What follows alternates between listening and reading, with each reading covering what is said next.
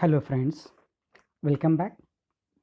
This is the third lecture on helical gears. In this lecture, we will deal with beam strength of helical gears, effective load on gear tooth, wear strength of helical gears, herringbone gears, and numericals.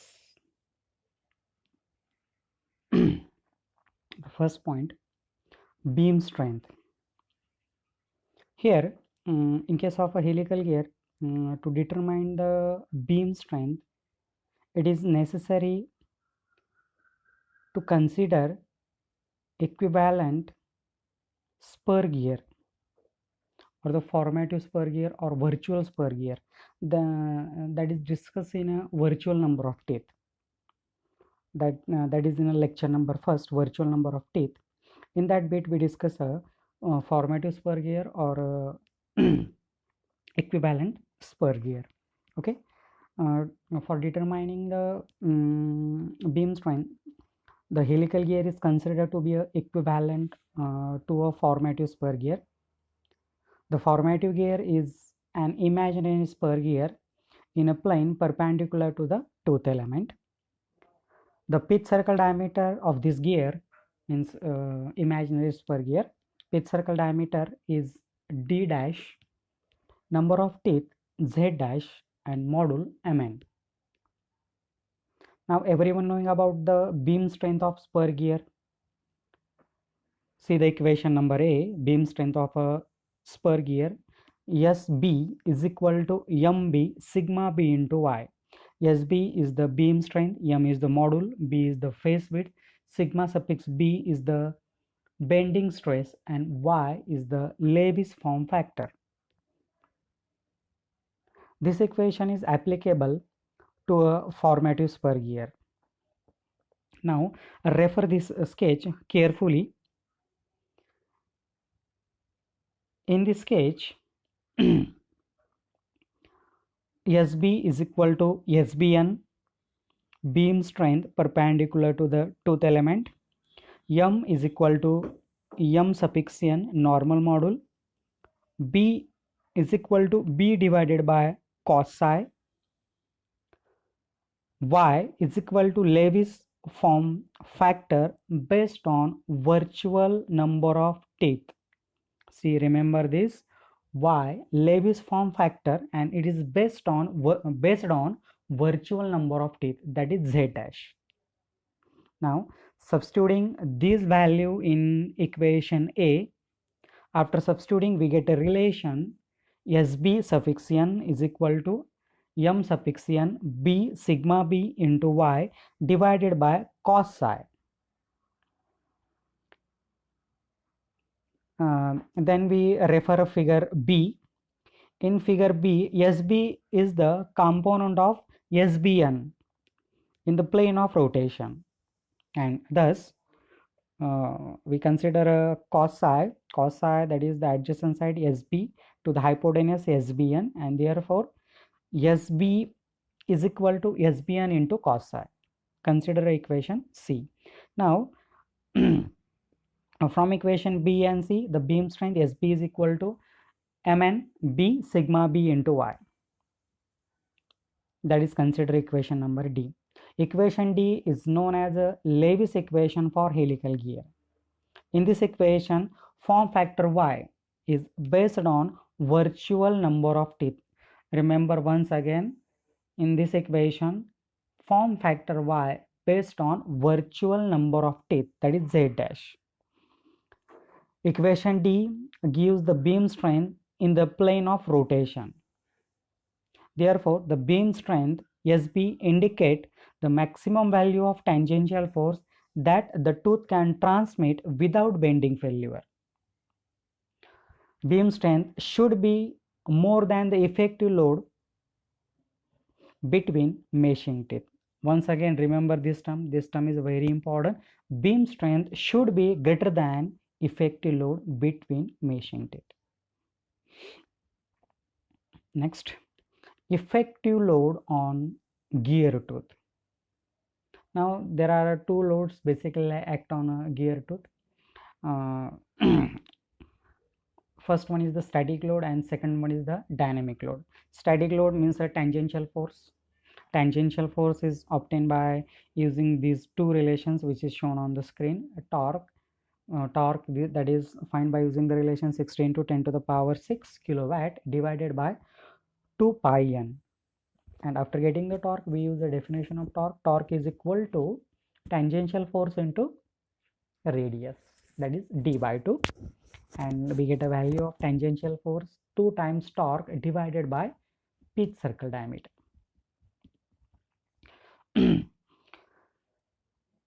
The above value of a tangential component therefore depend upon the rated power and rated speed. There is a dynamic load. To obtain the dynamic load, there are two methods to account for dynamic load. Approximate estimation by means of velocity factor in the preliminary stages of gear design, and the precise calculation by spot equation or Buckingham equation in final stages. In preliminary stages, the effective load P effective is found by using the given relation that is on the screen. P effective is equal to service factor divided by velocity factor into tangential force, CS divided by CV into PT. CS is the service factor, CV is the velocity factor, and PT is the tangential force. The velocity factor for the helical gear is given by only one relation is used here to find out the velocity factor in case of helical gear. CV is equal to 5.6 divided by 5.6 plus under root V, where V is the pitch line velocity in meter per second, and the pitch line velocity is obtained by given relation that is shown on the screen. V is equal to pi dn divided by 60 into 10 to the power 3, and that get in a meter per second. Now that velocity factor that is used in a preliminary stage of gear design. Now in final stages we use a spot equation or Buckingham equation. Now first we discuss about the spot equation. Basically helical gears are made up of steel, and the spot equation for helical gear which is made up of a steel, that is denoted by letter P suffix D, that is the dynamic load according to spot equation, that is equal to E n suffix P Z suffix P B R suffix P R suffix G whole divided by 2530 into under root R suffix P brackets R suffix P square plus R suffix G square. This is the spot equation to get the value of dynamic load. Now here we use a suffix P because both are made up of steel, that's why pinion is weaker, that's why we use a pinion parameter here to determine the dynamic load according to spot equation. Now see, where P suffix D dynamic load, that is in Newton, small e sum of the error between two meshing teeth, that is in millimeter, but here after grade is given, when we calculate the error here we get error in micron. It must to convert into millimeter.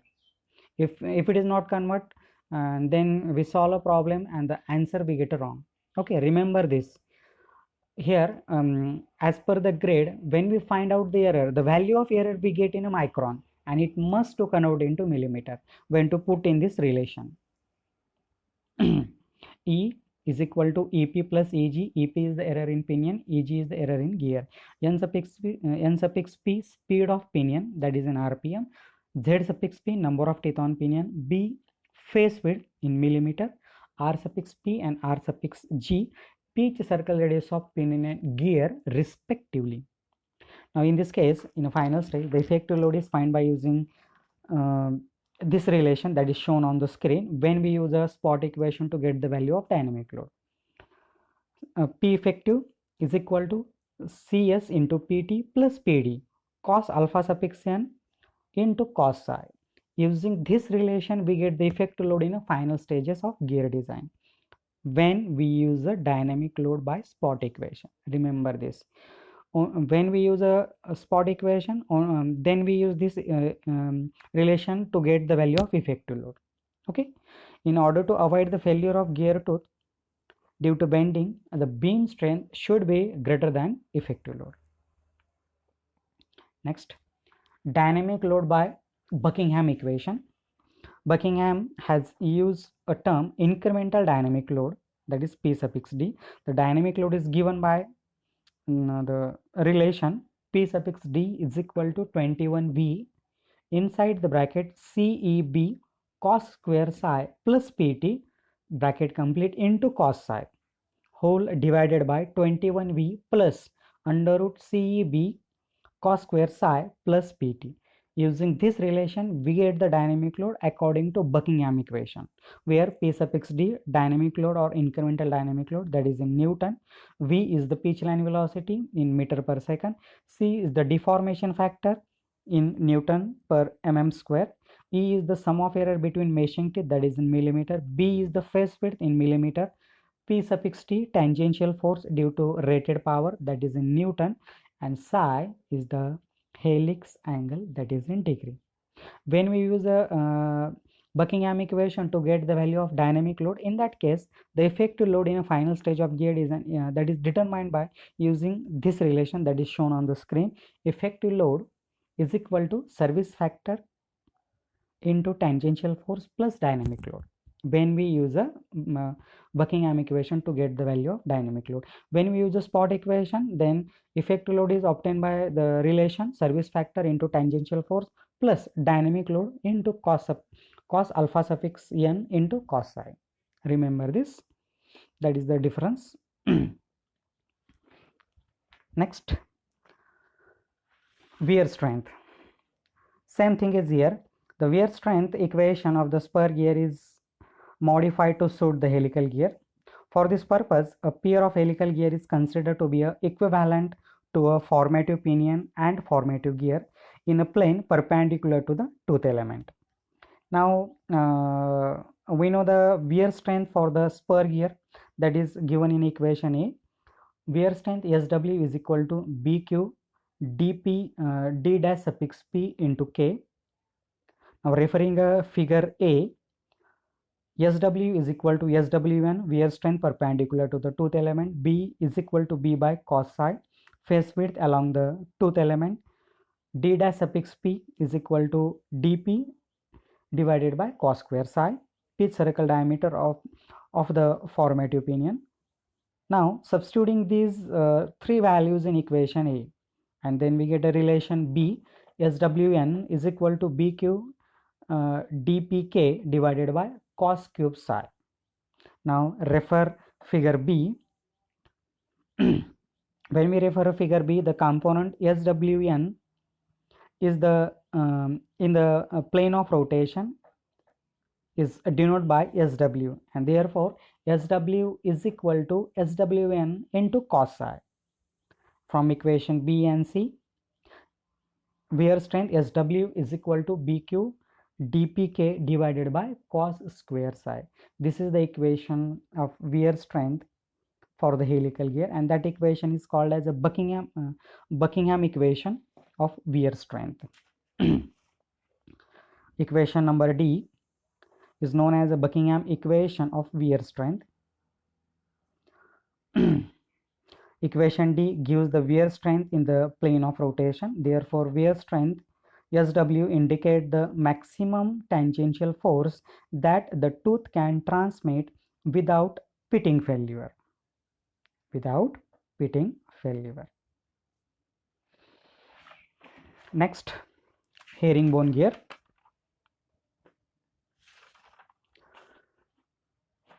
When a pair of helical gears transmit power, both the input and output shaft are subjected to thrust load. See, remember that a pair of helical gear transmit power, both input and output shaft are subjected to thrust load. This thrust force impose the reaction on bearing. These thrust force impose reactions on bearings. This increase the size and cost of bearings. The thrust force on input and output shaft can be eliminated by using herringbone or double helical gears. That is shown on the screen. Both type of gear are constructed by joining two identical helical gears of the same module. Remember this. Both type of gears are constructed by joining two identical helical gears of the same module, number of teeth and pitch circle diameter, but with teeth having opposite hands of helix. Having opposite hands of helix. There is a basic difference between herringbone gear and double helical gear. There is a groove between two helical gears in case of a double helical gear, while gear without a groove is called herringbone gear. Double helical gears are cut on a single gear blank by a hob with a tool run out. Groove between the hands of helix. Herringbone gear is cut by two cutters which reciprocate 180 degree out of phase to avoid clashing. Herringbone and double helical gear offer the advantages. First advantage, they develop opposite thrust reaction and thus cancel out the thrust force within the gear itself. The next axial force that act on the bearings is zero. Means this herringbone or double helical gear nullify the thrust which is acting on a bearing. Second advantage, the power transmission capacity is high. That's why that herringbone gear is basically used in cement industry or crushing industry. Third advantage, high pitch line velocities can be attained with herringbone or double helical gear. These are the three major advantage of this double helical gear or herringbone gear.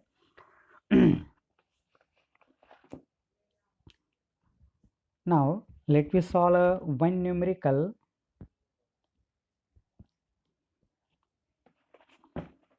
Everyone read this problem statement carefully. This problem is asked for 7 mark in university examination. Read it carefully. Calculate the power transmitting capacity of pair of parallel helical gears consisting of a 20 teeth pinion meshing with a 100 teeth gear. The pinion rotates at 720 rpm. The normal pressure angle is 20 degree while the helix angle is 23 degree. The face width is 40 millimeter and normal module is 4 millimeter. Both the gears are made up of steel with SUT ultimate tensile strength 600 Newton per millimeter square and heat treated to a surface hardness of 400 bhn.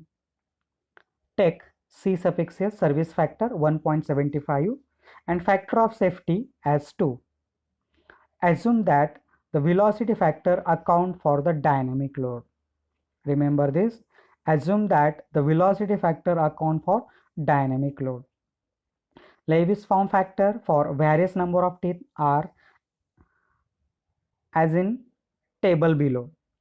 See the number of teeth and Y Lewis form factor. 20 teeth Lewis form factor is 0.32, 21 teeth Lewis form factor 0.326, 22 teeth the Lewis form factor is 0.330, 23 teeth Lewis form factor is 0.3 times 3, 25 teeth 0.340, 26 teeth 0.344, 27 teeth 0.348, 28 teeth 0.352, 29 teeth 0.355, 30 teeth 0.368, 32 teeth sorry, for 30 teeth 0.358, for 32 teeth 0.364 and for 33 teeth the Lewis form factor y 0.367. This is the problem statement. Everyone read carefully. After reading carefully, collect the given data. We move toward the solution. In solution, first of all, we collect the given data. Given data, number of teeth on a pinion z suffix p is equal to 20. Number of teeth on a gear z suffix g 100. Speed of pinion 720 rpm. Normal pressure angle alpha suffix n 20 degree. Helix angle psi 23 degree. Face width b 40 millimeter. Normal module m suffix n 4 millimeter. SUT 600 Newton per millimeter square. BHN 400. Service factor C suffix S 1.75. Factor of safety F suffix S 2. This is the given data. Now when we solve a problem, first step, deciding the weaker between pinion and gear. Now when we discuss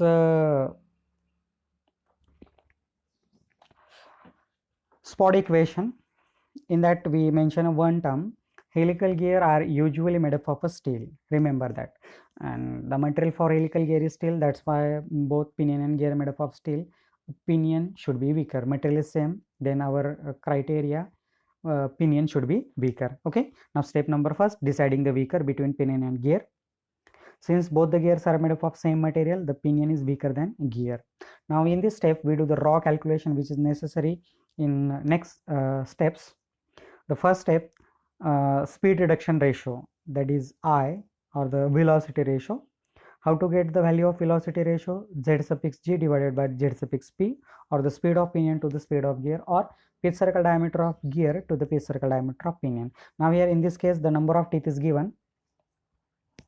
I is equal to 100 divided by 20. We get a value of velocity ratio 5. Then we get the speed of gear. We know the speed of pinion, that is 720 rpm. We use a relation of a velocity ratio. I is equal to speed of pinion to speed of gear. We know the value of I 5 and the speed of pinion is 720 rpm. And after putting the value, we get a speed of gear, that is 144 rpm. Next, virtual number of teeth. Now in a helical gear, the virtual number of teeth is based on a virtual number of teeth. Remember that. Z dash Z suffix P dash is equal to ZP divided by cos cube psi. This relation we derive in virtual number of teeth. Z dash is equal to Z divided by cos cube psi. Now here same thing, we find out the virtual number of teeth on pinion. Z dash suffix p is equal to Zp divided by cos cube psi. Now we know the value of Zp 20. Cos 23 degree, that is the helix angle cube, and we get a virtual number of teeth on a pinion 25.6419. Now the Lewis form factor for virtual number of teeth. Now here we refer at given table, and by using the interpolation method, now the virtual number of teeth is 25.6419. This value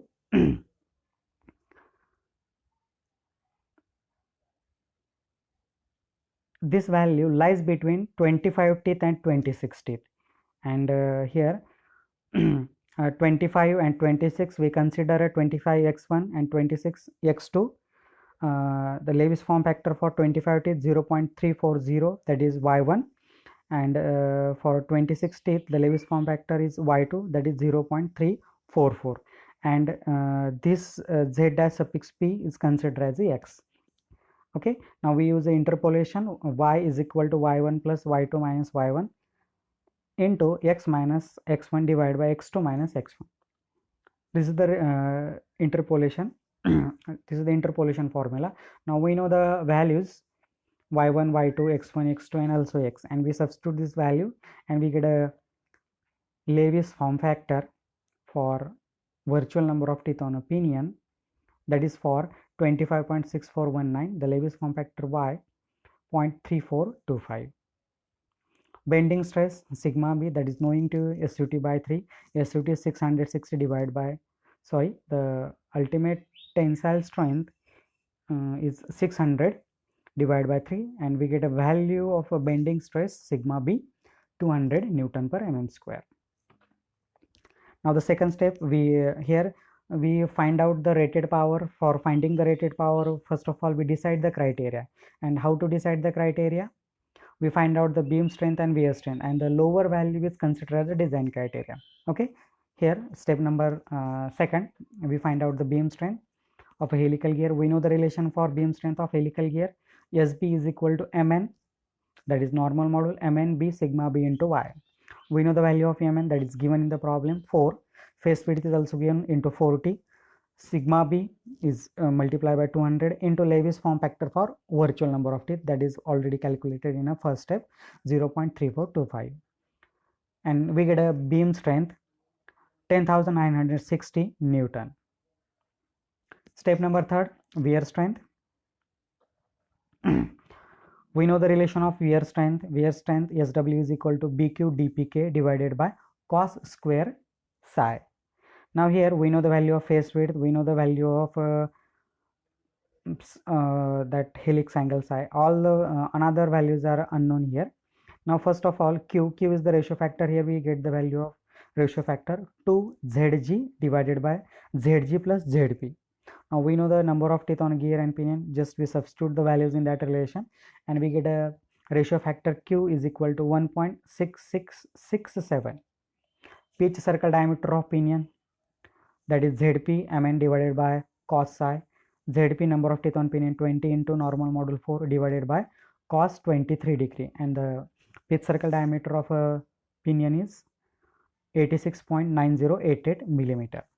Now K, load stress factor, and here for the steel with a normal pressure angle 20 degree, that load stress factor K is equal to 0.16 BHN divided by 100 bracket square.